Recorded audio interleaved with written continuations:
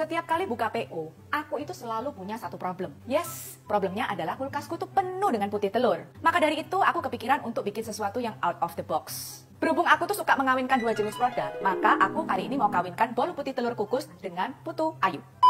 Tapi, bukan namanya mokap kalau nggak ada drama di dapur. Namanya kue putu ayu tuh kan pasti ada kelapa parutnya. Nah, aku suruh tuh si Rita parut kelapanya. Tapi sama dia diparut sama kulitnya. Aku kan out of the box kayak ibu. Out of the box batukmu sempal. Iku mah jenenge ngawur. Ya udahlah Besti, yuk kita buat bolunya. Mixer putih telur yang keleleran di kulkas tadi bareng dengan gula pasir, lalu masukkan tepung, lalu santan dan pandan.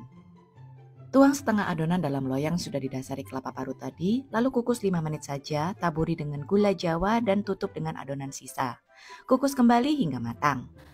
Meskipun banyak drama, tetapi perkawinannya berhasil, Besti. Ternyata kue putu ayuku itu beranak pinak. Maka dari itu aku kasih nama kue putri ayu berputu pinak. Senang banget ternyata mak comblanganku membuahkan hasil yang bermutu, sampai berputu pinak. Putri ayu ini lembut banget dan rasanya enak pol. Apalagi dipadu dengan parutan kelapa yang gurih dan gula jawa yang legit manis.